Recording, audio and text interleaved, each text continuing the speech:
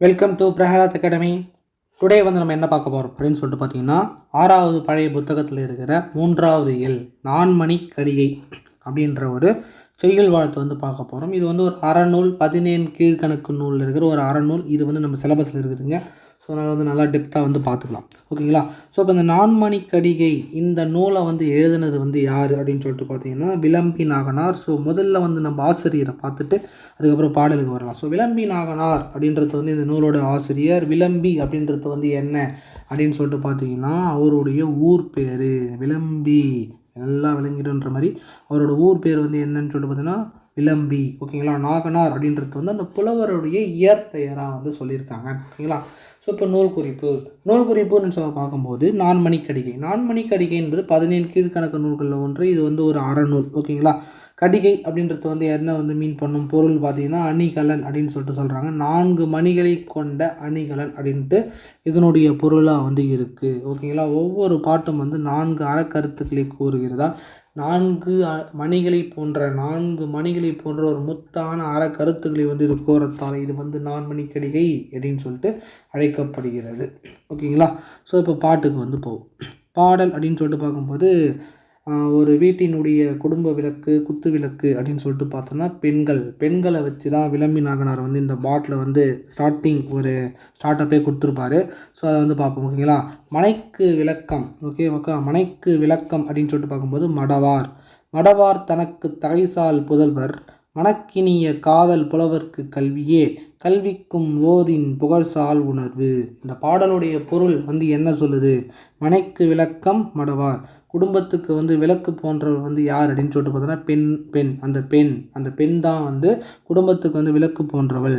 அப்போது அந்த பெண்ணுக்கு விளக்கினை போன்றது வந்து யார் அப்படின்னு சொல்லிட்டு பார்த்தீங்கன்னா அவள் பெற்ற சிறந்த பிள்ளைகள், ஓகேங்களா. அவங்க வந்து என்னன்னு சொல்லிட்டு பார்த்தீங்கன்னா அவங்களுடைய விளக்காக வந்து கருதப்படுது.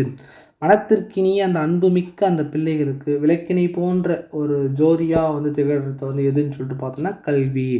அந்த ஜோதி, அந்த வெளிச்சத்தில் தான் என்ன பண்ணுறாங்கன்னா அந்த கல்விக்கு விளக்க அமைகிறது வந்து என்னன்னு சொல்லிட்டு பார்த்தோன்னா அந்த குழந்தைகளிடம் இருக்கிற அந்த நல்ல எண்ணங்கள். ஸோ அந்த நல்ல எண்ணங்கள் தான் அவங்கள வந்து புகழ்சால் உணர்வு, புகழின் உச்சிக்கே அவங்களுக்கு கொண்டு போய் வந்து வைக்கும் அப்படின்னு சொல்லிட்டு விளம்பி நாகனார் வந்து சொல்கிறாருங்க, ஓகேங்களா. ஸோ குடும்பத்தினுடைய விளக்கு யார்? பெண். அந்த பெண்ணுக்கு விளக்கு யாருன்னு சொல்லிட்டு பார்த்தோன்னா அவங்க பெற்ற பிள்ளைகள். அந்த பிள்ளைகளுக்கு கல்வி வந்து விளக்கு போன்று இருக்கிறது. அப்போ அந்த கல்வி மட்டும் இருந்தால் போதாது, கூடவே அந்த நல்லெண்ணங்களையும் வந்து நம்ம என்ன பண்ணணும், ஆரம்பத்திலிருந்து விதைக்கணும் அப்படின்னு சொல்லிட்டு விளம்பினார் வந்து விதைச்சிட்டு போயிருக்காருங்க. ஸோ இதை வந்து நான்மணி கடிகை மூலமாக வந்து நம்ம தெரிஞ்சுக்கிறது. சரி, ஓகே, உங்களுக்கு புரிஞ்சிருக்குன்னு நான் நினைக்கிறேன். அடுத்தது வந்து இந்த பாடலில் இருக்கிற சொற்பொருள் அப்படின்னு சொல்லிட்டு பார்க்கும்போது ஃபஸ்ட்டு வந்து மடவார் அப்படின்றது ஃபஸ்ட்டு லைன்லேயே வருது. பெண்கள் அப்படின்னு சொல்லுவாங்க. தகைசால் அப்படின்றது பண்பில் சிறந்து பெண்கள் வந்து விளங்குகிறார்கள் அப்படின்னு சொல்லிட்டு சொல்கிறாரு. மனக்கினிய அப்படின்றது வந்து மனத்துக்கு இனிய காதல் புலவர்கள் என்பது இந்த இடத்துல அன்பு மக்கள். இங்கே வந்து எதை மீன் பண்ணுதுன்னா அந்த பெண்களின் பிள்ளைகளை வந்து மீன் பண்ணுது, அந்த தாய்மார்களுடைய பிள்ளைகளை வந்து மீன் பண்ணுது. ஓதின் அப்படின்னு சொல்லிட்டு பார்க்கும்போது எதுவென்று சொல்லும் போது என்பது ஓதின். புகழ்சால் என்பது வந்து புகழை தரும். உணர்வு என்பது எதை குறிக்கிறதுனா நல்லெண்ணத்தை வந்து குறிக்கிறது. உணர்வு என்பது எதை குறிக்கிறதுனா நல்ல எண்ணங்களை வந்து குறிக்கிறது, ஓகேவா. இதுதான் வந்து நான்மணி கடிகையில் நம்ம டீட்டெயிலாக ஃபுல்லாக பார்க்க வேண்டியது இந்த யூனிட்டில், ஓகேங்களா. ஸோ பொருள் கூறுக. மடவார்னா என்ன சொல்லுங்கள்? மடவார், ஓகே, நீங்கள் நினைக்கிறது கரெக்டு தான். பெண்கள். மனத்துக்கு இனியன்றது மனத்துக்கு இனிய, உணர்வுன்றது வந்து நல்ல எண்ணம். ஸோ நான்மணி கடிகை இதில் வந்து ஒன்று 17 கீழ்கணக்கு நூல்களில் ஒன்று. நான்மணி கடிகை நூலின் ஆசிரியர் யார்? விளம்பி நாகனார். மனைக்கு விளக்கம் வந்து யார்? மடவார். அப்போ யார்? பெண்கள். அன்புமிக்க புதல்வருக்கு விளக்கு வந்து எதுன்னா கல்வி. இதுதான் வந்து அன்புமிக்க புலவருக்கு விளக்கு போல இருக்குது. கடிகை அப்படின்றது வந்து எதை குறிக்கிறது? அணிகலன் என்பதை வந்து குறிக்கிறது. விளம்பி என்பது வந்து எது? ஊர் பெயர். இதுதான் வந்து இந்த இதில் இருக்கிற புக் பேக் கொஸ்டின்ஸுக்கு உண்டான ஆன்சர். ஆராரோ ஆரிராரோ அப்படின்ட்டு ஒரு தாலாட்டு பாடல் என்று பார்க்கும்போது வாய் வழியாக வந்து பாடுகின்ற பாடலை வந்து என்னென்னு சொல்லலாம்னா தாலாட்டு பாடல். இது வந்து பாமர மக்கள் இருந்து யார் வேணாலும் பாடலாம். இதை வந்து வாய்மொழி இலக்கியம் அப்படின்னு சொல்லிட்டு சொல்லுவாங்க. ஸோ இது நம்ம சிலபஸில் இல்லை, சும்மா தெரிஞ்சுக்குங்க, ஓகேங்களா. வேறு எதுவும் கிடையாது.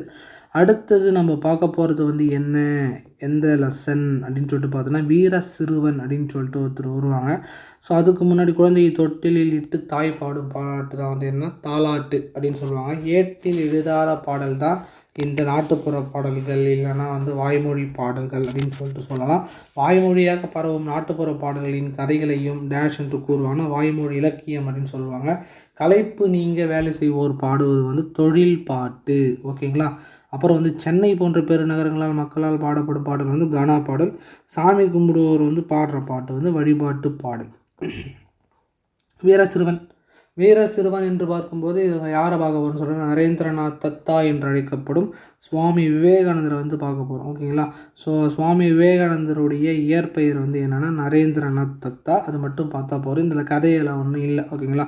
அடுத்தது நம்ம பார்க்க போகிறது வந்து என்ன அப்படின்னு சொல்லிட்டு பார்த்தீங்கன்னா இலக்கணமும் மொழித்திறனும். இந்த இலக்கணமும் மொழித்திறனும்ல பழமொழிகளைன்னு சொல்லியிருக்கான். அது இப்போது பழமொழி நம்ம சிலபஸில் இருக்குது, கண்டிப்பாக படித்தே ஆகணும். இவற்றின் சொலவடிகளை என்ன மக்கள் சொல்வார்கள். கோழியை கேட்டால் ஆணம் காய்ச்சுவாங்க. இதில் ஆணம் என்றது வந்து என்னென்னா குழம்பு.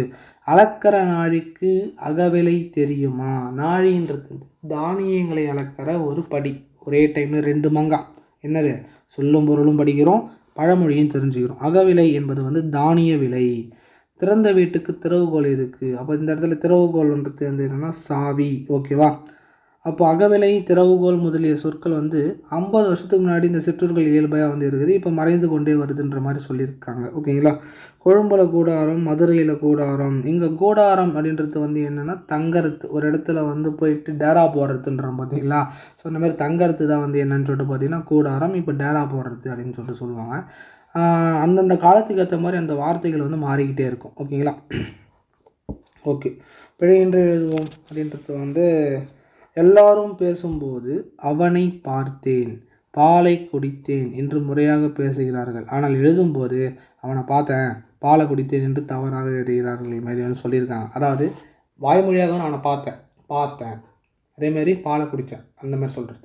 எழுதும்போது அவனை பார்த்தேன் என்று இருக்கும்போது அந்த இடத்துல வந்து வல்லினமான இப்பு வராது. பாலை குடித்தேன்றது இக்கு வந்து போடாமல் எழுதுகிறோம் பார்த்தீங்களா. ஸோ அந்த டிஃப்ரென்ஸ் தான் வந்து சொல்கிறாங்க. ஓகேங்களா. அடுத்தது வந்து ஒற்றெழுத்துக்களை சேர்த்து எழுதுங்கள். பாடலை சொன்னேன். அப்போ இந்த இடத்துல வந்து என்ன வரும் அப்படின்னு சொல்லிட்டு பார்த்தோன்னா இச்சு வந்து நடுவில் வரும். பாடலை சொன்னேன். கடவுளை இக்கு வரும். கடவுளை கண்டேன். பழத்தை தின்றேன். அப்போ இத்து வரும். கண்ணனுக்கு கொடுத்தேன் இக்கு வரும். மதுரைக்கு செல்வோம் அப்போ இச்சு வரும். ஓகேங்களா. அடுத்து வர எழுத்தை பொறுத்து தான் வந்து இதில் வரும் எல்லாமே அமைகிறது. ஓகேங்களா. ஸோ அதை மட்டும் பார்த்துங்க. செவ்வண்ணமிட்ட சொற்கள் பிழையானவை, அவற்றை திருத்தி எழுதுங்கள் சொல்லியிருக்காங்க. அப்போ கிணறில் போட்டேன். கிணறில் வருமா, வராது. என்ன வரும் அப்போது, கிணற்றில் போட்டேன் அப்படின்றது தான் வரும். என்ன வரும், கிணற்றில் போட்டேன். சுவற்றில் வரைந்தேன், சுவரில் வரைந்தேன் அப்படின்றது தான் வரணும். வயிறு பசிக்கிறது என்பது தான் சரியான ஆன்சர். ஓகேங்களா. ஸோ அடுத்தது வந்து மயங்கொலி பிழை என்று சொல்கிறது லா ழா லா, இது ரா ரா, அப்புறம் நான் இந்த மாதிரியான எழுத்துக்கள் வந்து சிலபஸ்லேயே கொடுத்துருக்காங்க. இது டெப்த்தாக வந்து நான் தனியாகவே உங்களுக்கு வந்து கொடுக்க போகிறேன். ஸோ அதில் வந்து பாருங்கள். இது வந்து என்னென்னு சொல்லுவாங்கன்னா மயங்கொலி பிழை அப்படின்னு சொல்லிட்டு சொல்லுவாங்க. அதை மட்டும் தெரிஞ்சுங்க. அதன் அடிப்படையில் வந்து பாருங்கள். மல்லிகை மனம் வீசியது. அப்போது இந்த இடத்துல 3 சுழினா தான் வரும். 2 சுழினான்றது நம்மளுடைய மனதை வந்து சொல்லுது. ஓகேவா. பூமியை வலம் வருவேன். ஓகேவா. இந்த சின்ன இந்த லா தான் வரும். இந்த லா வந்து அது வளமை ரொம்ப செழிப்பாக இருக்குது அப்படின்னு சொல்கிறது. இது வளம் என்றது சுற்றுதல் அப்படின்னு சொல்லிட்டு சொல்லலாம். டேஷ் பதுங்கி பாயும்.